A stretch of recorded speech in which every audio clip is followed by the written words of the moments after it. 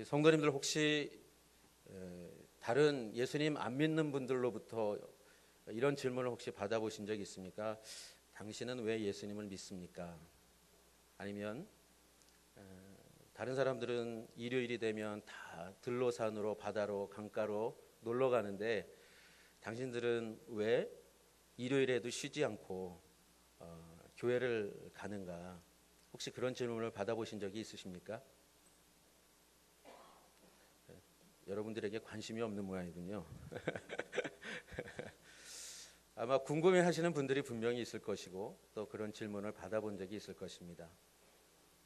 그것은 우리에게 왜 예수님을 믿느냐, 예수님을 믿는 이유가 무엇이냐, 그런 질문이 될 수 있겠죠. 다시 한번 제가 우리 성도님들에게 질문을 합니다. 여러분은 왜 예수님을 믿으십니까?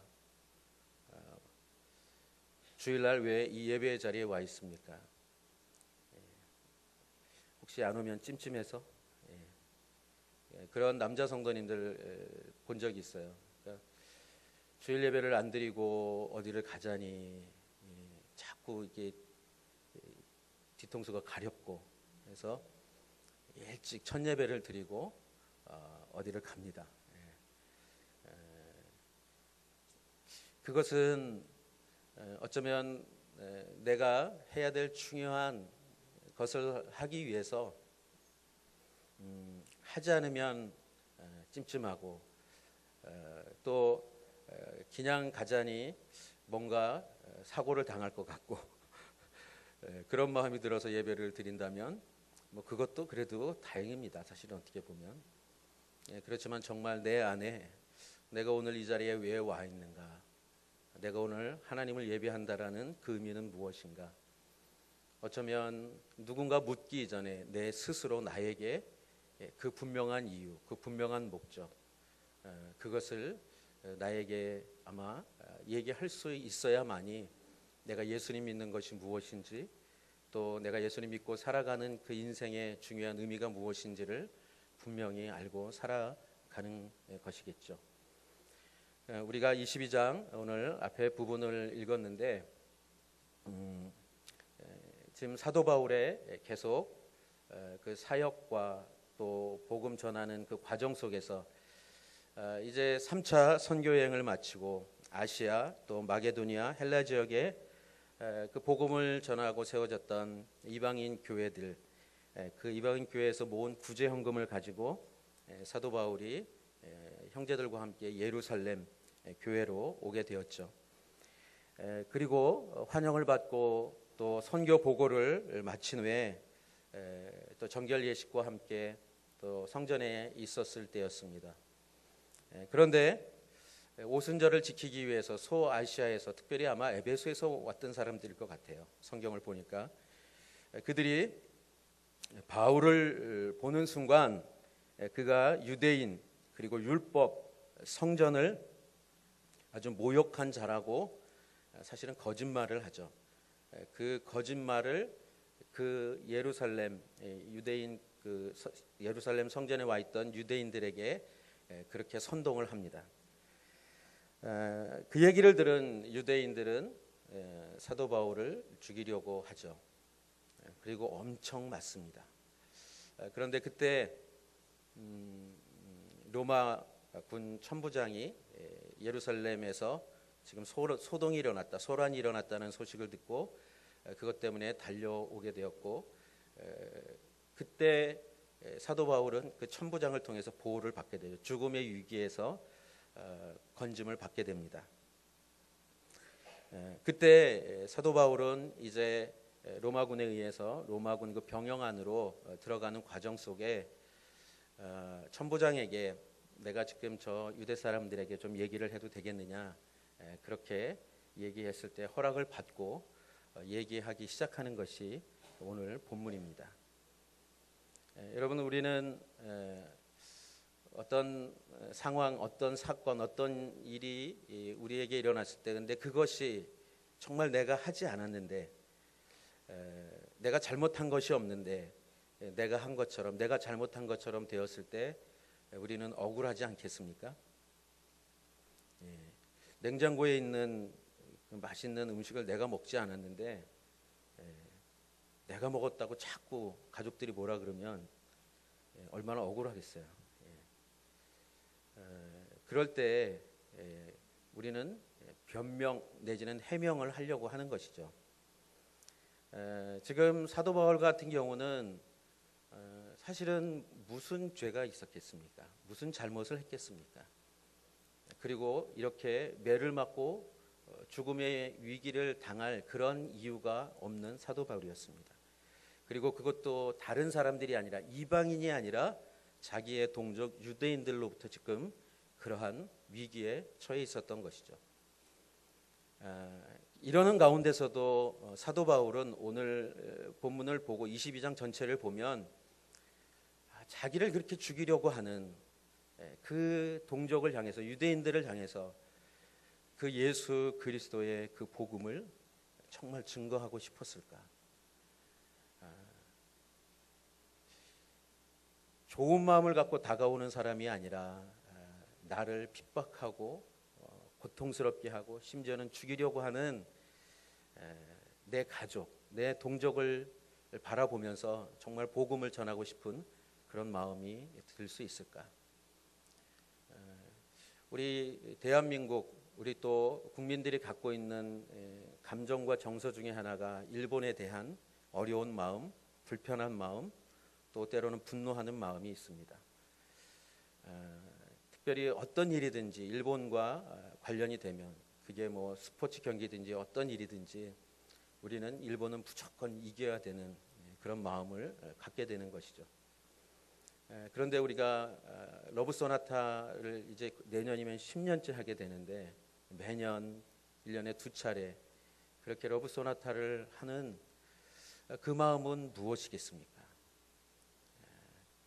우리가 일본을 향한, 또 일본 영혼들을 향한 그 마음은 무엇이겠습니까? 우리가 직접 당하지는 않았지만, 우리가 일제시대를 지나지는 않았지만 우리 민족이, 우리 조상들이, 우리 선조들이 당했던, 또 우리나라가 당했던 그 일 때문에 우리는 늘 어려운 마음이 있음에도 불구하고, 그런데 하나님께서 어떻게 해요? 그 땅의 영혼들을 사랑하시고 후원하시기 원하는 그 마음, 그 하나님의 마음 때문에 이 러브 소나타를 하는 것 아니겠습니까? 사도 바울도 마찬가지입니다.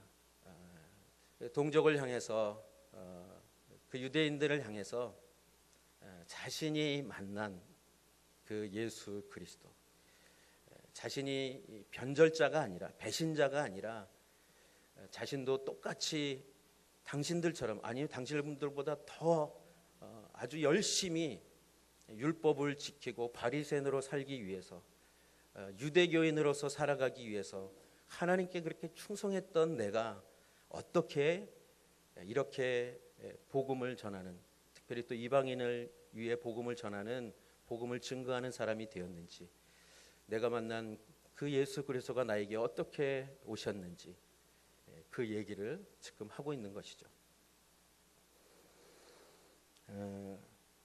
1절부터 5절까지 한번 같이 읽겠습니다. 시작.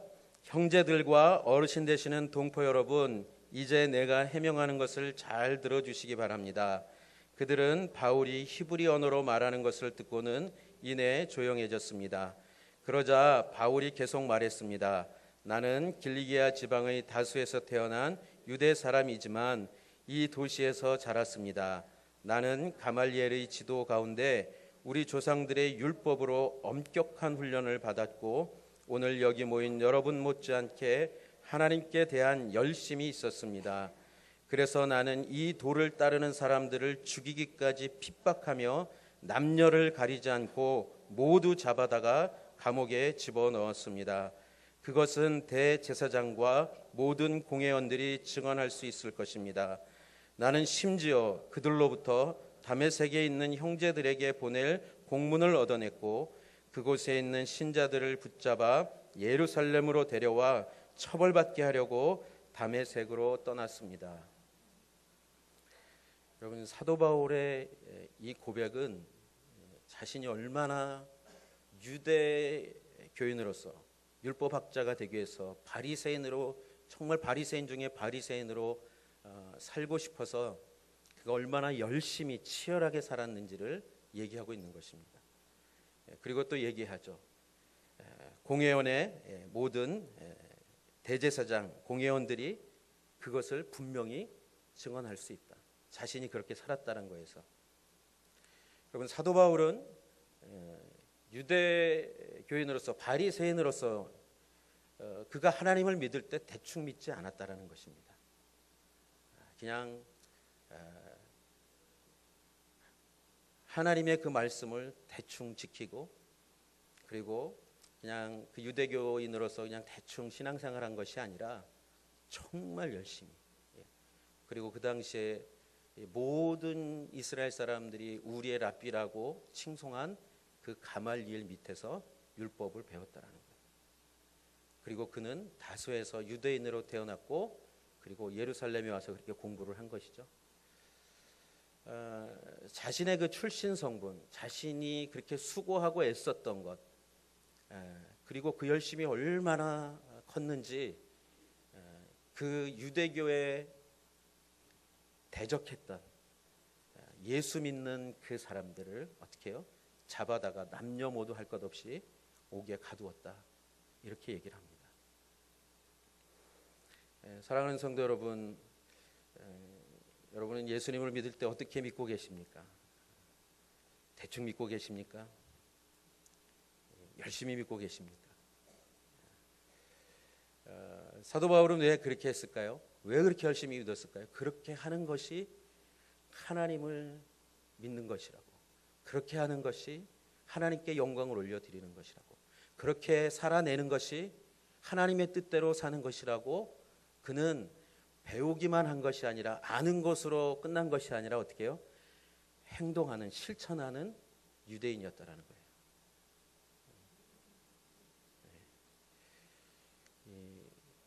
여러분들을 책망하기 위해서 얘기하는 것이 아니라, 정말 우리가 예수님을 믿는다면, 지금 사도 바울이 예수님 만나기 전의 모습을 우리가 한번 생각해 볼 때 그 열심은 정말 하나님을 향한 그 헌신이 있었던 것입니다.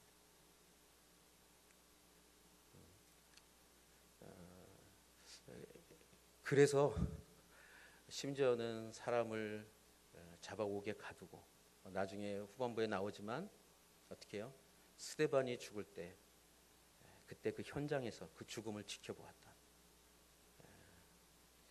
그만큼 그 안에는 하나님을 향한 열심이 있었습니다.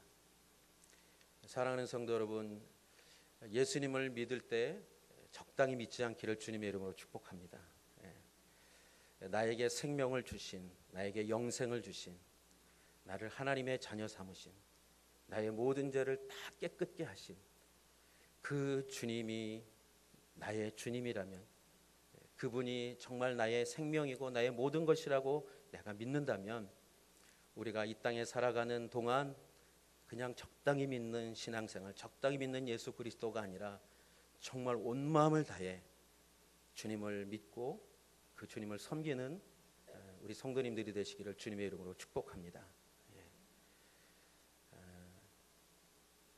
다른 것에는 막 열심히 하는데 예수님 믿고 예수님 섬기는 거는 적당히 하면 그만큼 그 삶은 하나님의 은혜가, 또 하나님의 함께 하심이, 하나님이 우리에게 말씀하시는 그 진정한 역사가, 은혜가 무엇인지를 사실은 경험하기가 어려운 것이죠.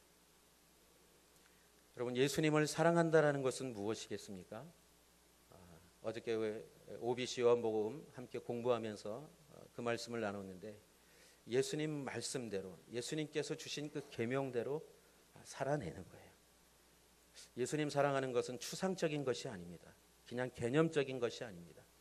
예수님 말씀하신 대로 내가 살아내려고 하는 것, 그것이 주님을 사랑하는 것이죠. 여러분, 부부가, 또 부모와 자녀가, 또 우리가 함께 누군가를 사랑한다고 할 때, 내가 당신을 사랑합니다, 내가 너를 사랑한다고 얘기할 때, 우리가 말로만 하는 사랑이라면, 행함이 없는 사랑이라면 그것이 진정한 사랑이라고 볼 수 없는 것이죠.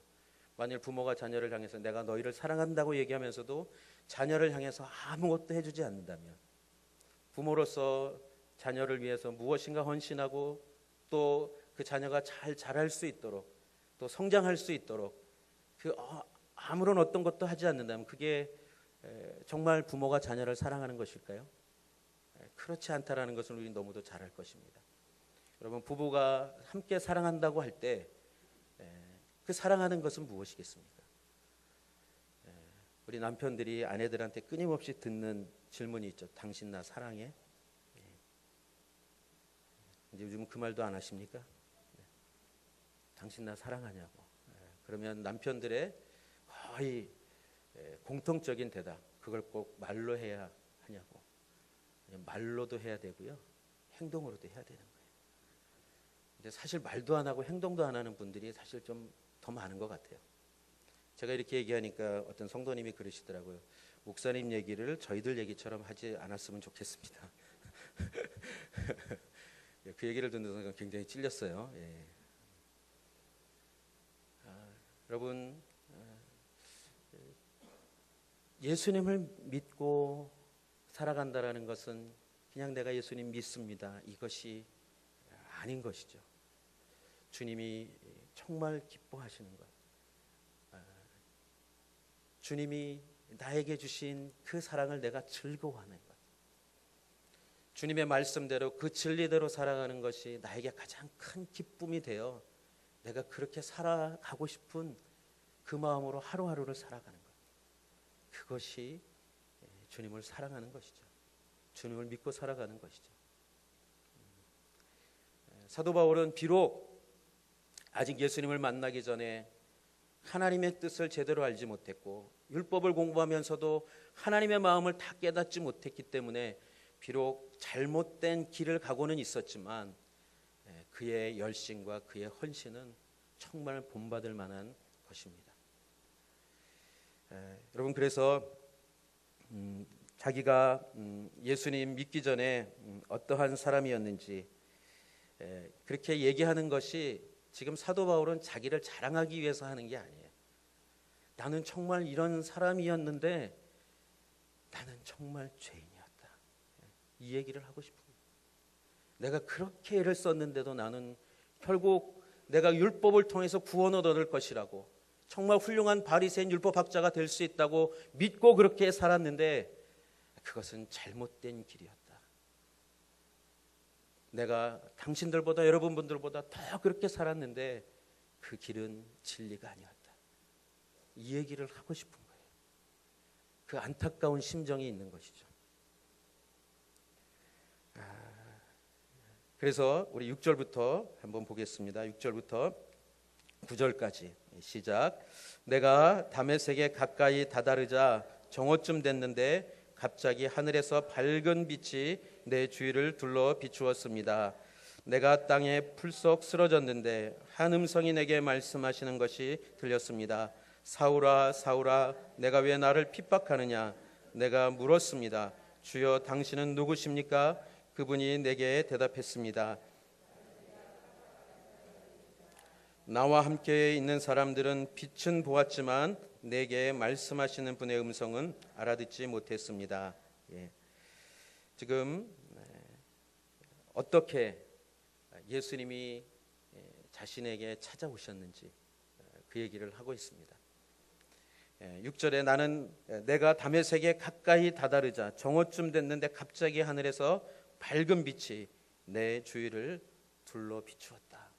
태양보다 더 강한 빛, 그 빛이 내게 비추었다라고 얘기합니다. 여러분, 우리가 예수님을 믿는다라고 할 때 우리가 예수님께 간 것이 아니라 주님이 우리를 찾아온 것이죠. 나를 찾아온 것이죠. 지금 사도 바울은 그 얘기를 하고 있는 거예요. 내가 열심으로 무엇인가를, 내 노력과 내 수고를 통해서, 내 열심을 통해서 그 주님의 뜻을, 구원을 이루고자 했는데 그것이 아니라 주님이 나를 찾아오셨다. 내가 잘나서, 내가 어떤 찾아오실 만한 무엇인가 있어서 찾아오신 것이 아니다. 예수님이 나를 찾아오신 것은 율법을 잘 지켜서, 내가 훌륭해서, 내가 자랑할 만한 것이 많아서가 아니라 사도 바울이 이렇게 고백합니다. 내가 죄인이었을 때 나를 찾아오셨다. 그리고 그 다메섹에 가는 그날도 예수 믿는 자들을 잡아서 옥에 가두려고 핍박하기 위해서 가는 중이었다. 그것을 누가 안다고요? 공회원의 대제사장들, 공회원들이 알고 있다라는 거예요. 그렇게 가는 도중에 강렬한 빛으로 임하신 그 예수님, 그 강한 빛 때문에 내가 땅에 풀썩 쓰러졌는데 한 음성이 내게 말씀하시는 것이 들렸다라는 것이죠. 사울아 사울아 내가 왜 나를 핍박하느냐. 사울은 그때 처음 주님의 음성을 듣습니다. 사랑하는 성도 여러분, 주님이 여러분을 찾아오셨을 때 그 주님의 음성을 분명히 들으셨을 것입니다. 그 주님의 음성이 사울과 똑같은 그런 음성은 아니었겠죠. 그렇지만 주님이 나를 찾아오셨을 때 분명히 나에게 말씀하셨을 것입니다. 내가 너를 사랑한다. 내가 너에게 생명을 주기를 원한다. 내가 너를 오랫동안 기다렸다. 내가 너를 기뻐한다. 너는 나의 자녀다. 주님은 그렇게 우리에게 분명히 찾아오십니다. 여러분, 사울처럼 이렇게 분명한 음성이 아닐 수도 있어요. 내적인 음성일 수 있죠. 말씀을 통해서도 있을 수 있죠. 그렇지만 정말 여러분들이 주님을 만났다면, 주님 찾아오신 주님을 여러분들이 만났다면 그 주님의 음성은 반드시 있는 것입니다. 그때 9절에 나와 함께 있는 사람들은 빛은 보았지만 내게 말씀하시는 분의 음성은 알아듣지 못했습니다. 이게 무슨 뜻이겠습니까? 굉장히 개인적인 거예요. 구원은 개인적인 것입니다. 물론 집회 가운데 하나님께서 임하시고 그 가운데 있는 영혼들을 구원하시는 많은 사람들을 만나시고 구원하시는 그 사건이 있지만 중요한 것은 그래도 이 구원은 예수님이 나를 찾아오시는 사건은 개인적인 사건이라는 거예요. 그래서 지금 다른 사람들은 그 음성을 듣지 못하는데 어떻게 해요? 사도 바울만, 사울만 그 음성을 듣는 것이죠. 자, 여러분, 이렇게 주님이 나를 찾아오셨을 때, 주님이 나를 만나기 위해서 오셨을 때, 주님이 어떤 분이신가? 10절 한번 같이 보겠습니다. 시작. 내가 물었습니다. 주여, 내가 어떻게 해야 합니까? 주께서 말씀하셨습니다. 일어나 다메섹으로 들어가거라. 거기서 내가 할 일을 모두 일러줄 것이다. 예수님을 만나게 되면 하는 그 질문이 무엇인가? 여기 사도 바울의 질문이 그것입니다. 주여, 내가 어떻게 해야 합니까? 주여, 내가 어떻게 해야 합니까? 당신은 누구십니까? 했을 때 주님이 말씀하시고 그때 또다시 질문을 할 수 있는 것. 주님, 제가 어떻게 해야 합니까? 사랑하는 성도 여러분, 주님을 만났을 때, 주님이 여러분을 찾아오셨을 때 여러분은 뭐라고 주님께 질문을 하셨습니까? 주님께 고백한 여러분의 고백은 무엇입니까? 여러분, 이것은 무엇이냐 하면 단순히 어떤 일의 문제가 아니고, 그렇다면 제가 이제 어떤 존재로 살아가야 합니까? 제가 무엇을 하며 살아가야 합니까? 이 얘기를 하고 있는 것이죠. 여러분, 예수님 만나기 전과 예수님 만난 후의 삶은 분명히 다른 것입니다. 지금 사도 바울 예수님 만나기 전에 얼마나 열심히 바리새인으로 율법학자가 되기 위해서, 그리고 유대인으로서 얼마나 철저히 열심히 살아냈습니까? 그런데 그렇게 열심히 살아냈던 사도 바울이 주님을 만나는 순간 자기가 했던 지금까지의 그 모든 삶의 내용들, 그것이 중요한 것이 아니라 주님께 묻습니다. 주님, 이제 제가 무엇을 해야 합니까? 사랑하는 성도 여러분, 내가 주님을 만났다면, 나를 찾아오신 주님을 만났다면 그 순간 주님께 분명히 주님 제가 이제 어떻게 무엇을 하며 어떤 존재로 살아가야 됩니까? 라는 그 질문을 해야 하는 것입니다. 물론 모태신앙으로 태어나신 분들이 있죠. 모태신앙이 있죠. 그리고 어렸을 때 또는 청년 시절에 아니면 어른이 되어 예수님 믿으신 분도 분명히 있을 것입니다. 그것은 내가 언제 믿었느냐 그것은 중요하지 않습니다. 정말 내가 예수님을 인격적으로 만났다면 나를 찾아오신 주님을 만났다면 그 주님 나에게 어떤 분인지 내가 분명히 고백할 수 있다면 그 주님께 내가 질문해야 되는 것이 반드시 있는 것입니다. 주님 이제 제가 어떻게 해야 합니까? 여러분 이 질문을 해보셨습니까? 이 질문을 하시고 어떻게 살아가고 계십니까? 주님을 만났는데도 내 삶은 큰 변화가 없고 주님을 만났는데도 내 가치관은 큰 변화가 없고 주님을 만났는데도 내가 살아가는 삶의 모습은 아직도 내가 볼 때도 이전과 이후가 크게 다르지 않다. 그렇다면 그것은 분명히 다시 한번 점검을 해봐야 할 것입니다. 여러분 사도 바울이기 때문이라고 우리는 생각해서는 안 됩니다. 예수님을 만났다라는 것은 예수님이 나를 구원해 주셨다라는 것은 내 존재가 완전히 변화됐다라는 것 아니겠습니까? 죄인에서 의인으로, 어둠에서 빛으로, 죽음에서 생명으로. 여러분 어둠과 죽음과 죄 가운데 있었던 그 영혼이, 그 삶이, 그 인생이 생명으로, 빛으로 의롭게 되었다면 이것은 완전히 바뀐 것 아니겠습니까? 그렇다면 살아가는 그 삶의 내용은 반드시 달라야 되는 것이죠. 어떤 일을 많이 하고 봉사를 많이 하고 사역을 많이 하고 이 문제가 아닌 것입니다.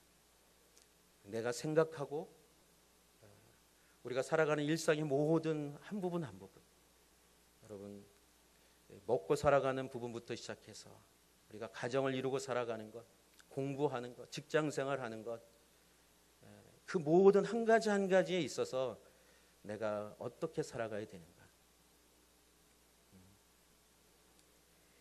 열심히는 살아가는데 주님과 관계없는 열심이라면, 열심히는 살아가지만 정말 하늘나라와 복음을 위해서, 내가 영원한 것을 위해서 아낌없이 살아가는 그 삶이 아니라 아직도 이 땅에 헛된 것들을 붙잡으려고 열심히 살아가고 있다면 내가 정말 예수님을 믿고 있는 건지 분명히 잘 돌아봐야 하는 것입니다.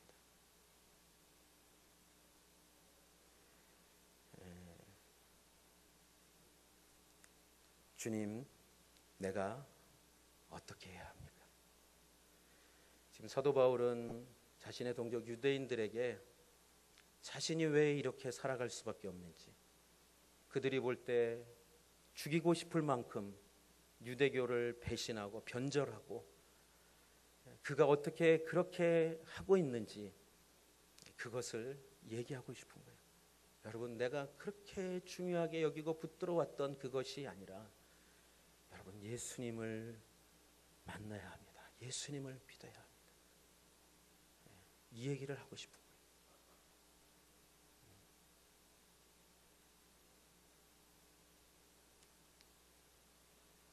분명히 예수님을 만난 사건, 예수님이 찾아온 사건은 첫 번째 구원이죠.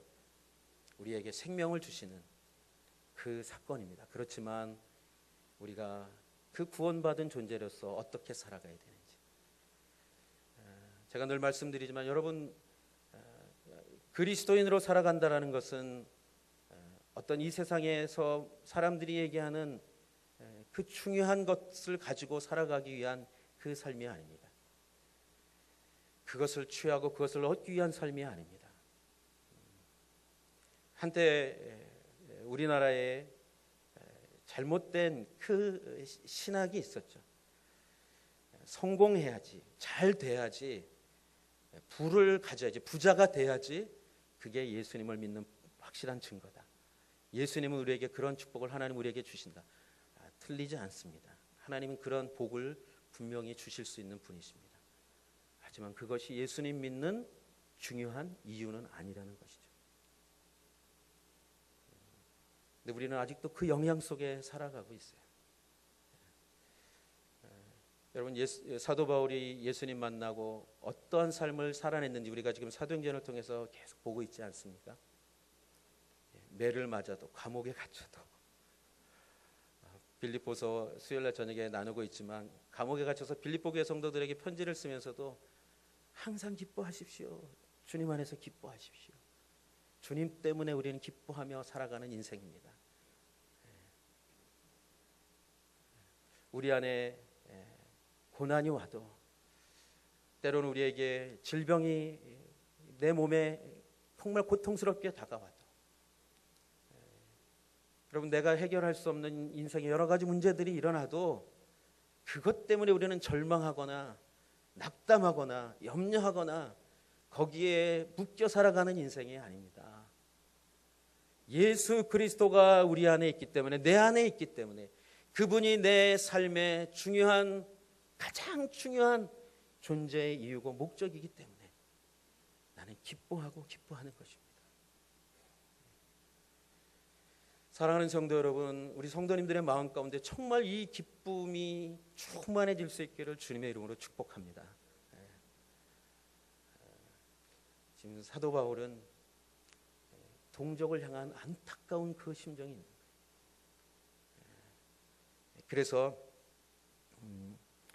주님께 그렇게 물었을 때 주님은 얘기하십니다. 일어나 다메섹으로 들어가라.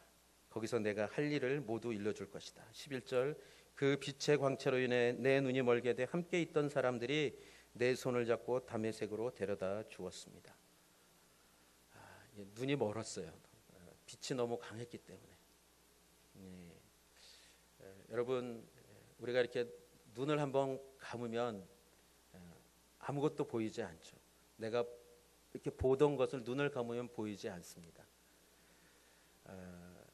근데 지금 이 사도 사울은 지금 눈이 멀었어요. 안 보여요. 누군가의 도움이 없이는 갈 수 없는. 근데 주님은 어디로 가라 그러냐면은 가던 곳으로 가라고 합니다. 예루살렘으로 가라는 것이 아니라 가던 그 목적지 다메섹으로 가라. 거기서 내가 할 일을 일러줄 것이다. 우리가 예수님을 만났을 때 내가 살아왔던 그 길, 그 인생의 길에 있어서 주님이 내 삶의 그 인생의 길을 다시 새롭게 하신다라는 것이지, 내가 하던 일을 다 멈추고 내가 이제는 예수님 믿기 시작했으니까 내가 예수님 위해서 살기 위해서는 모든 걸 다 포기한다. 아니요, 그런 게 아니에요. 가던 곳을 향해서 가라. 그러나 이제부터는 누구와 함께?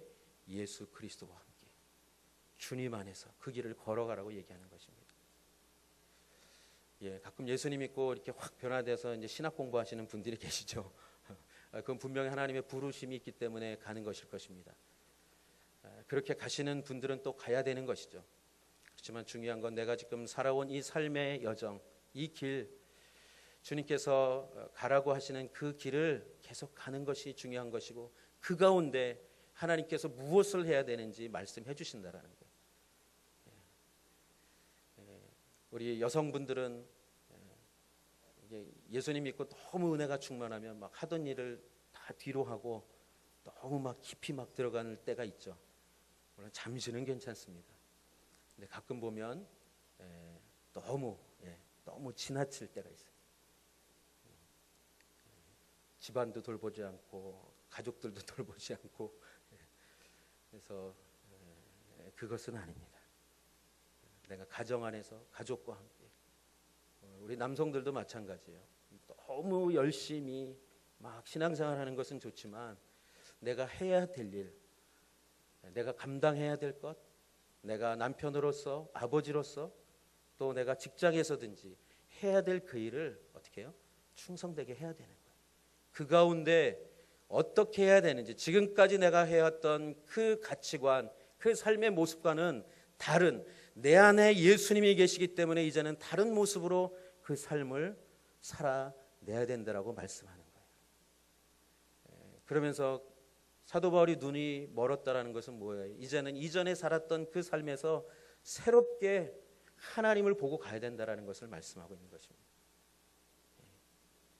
이전에 자기가 살아왔던 그 삶을 이제는 내려놓고 그 잘못된 길로 갔던 그 길을 이제는 내려놓고 주님이 가라고 하시는 그 길을 보여주시는 그 길을 말씀하시는 그 길을 가야 되는 것을 말씀하시는 것이죠. 그래서 사실 사도 바울도 그 여정이 쉽지는 않았습니다. 그렇게 예수님 만나고 다메섹으로 들어가서 아나니아를 만나죠. 아나니아를 만난 후에 그가 눈이 회복되고 그리고 거기에서 복음을 전하다가 어떻게 해요? 유대인들이 공격하니까 도망가고 또 그러다가 어디로 가? 예루살렘까지 사실은 가는 그 여정이 3년이라는 시간이 걸립니다. 그 말씀이 17절부터 나옵니다. 17절부터 한번 보겠습니다. 그 후 내가 예루살렘으로 돌아와 성전에서 기도하고 있을 때였습니다. 나는 환상에 빠져 주께서 말씀하시는 것을 보았습니다. 서둘러 즉시 예루살렘을 떠나거라. 이곳 사람들은 내가 나를 증언해도 받아들이지 않을 것이다. 내가 대답했습니다. 주여, 이 사람들은 내가 여러 회당들을 돌아다니며 주를 믿는 사람들을 감옥에 가두고 때렸다는 것을 압니다. 그리고 주의 증인 스데반이 피 흘릴 때 나도 그곳에 서서 그 일에 찬성하고 그를 죽이던 사람들의 옷을 지켜주었습니다. 사도 바울이 예수님 만나고 변화되고 열심히 또 복음을 전하기 시작합니다. 예루살렘까지 한 3년 뒤에 다시 돌아와요. 그리고 그 예루살렘 유대인들에게 이스라엘 백성들의 복음을 전하려고 하죠. 그렇지만 주님이 뭐라 그래요? 여기서 떠나가라고 얘기합니다. 그런데 사도 바울은 뭐라고 대답해요? 주님, 이 사람들이 내가 어떻게 살았는지 압니다. 그래서 제가 복음 전하면 이 사람들이 잘 받아들일 것입니다. 근데 주님은 뭐라 그래요? 21절에 가거라. 내가 너를 저 멀리 이방 사람들에게 보낼 것이다. 아니, 네가 생각하는 그 길은, 네가 생각하는 그 방법은, 네 경험은 이들이 받아들이지 않는다. 이 얘기를 하는 거예요. 결국 예수님께서 사도 바울을 부르신 그 목적된 삶을 가도록 하나님께서, 예수님께서 인도하시는 것이죠. 14절, 13절, 14절 한번 같이 보겠습니다. 13절, 14절 아나니아를 만났을 때 사건 내용입니다. 그가 나를 찾아와 내 곁에 서서 말했습니다. 사울 형제, 다시 눈을 뜨시오. 바로 그 순간 나는 눈을 떠 그를 볼 수 있게 됐습니다. 그러자 아나니아가 말했습니다.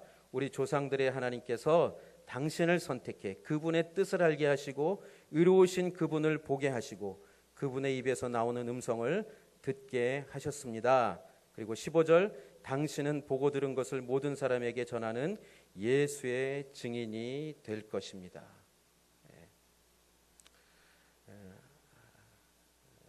아나니아는 예수님께서 말씀해 주신 대로 사울을 만나고 사울이 이제 어떤 인생을 살아가야 되는지 그에게 분명히 전달해 줍니다. 그렇지만 참 재미있는 것은 사도 바울도 예수님 만나고 시간이 필요했던 것을 보게 돼요. 아직 하나님의 그 마음, 하나님의 뜻대로 다 살아내지 못하는, 아직도 자신의 경험을, 자신의 지식을, 그것을 의지하려고 하는 그러한 모습들을 보게 되는 것이죠.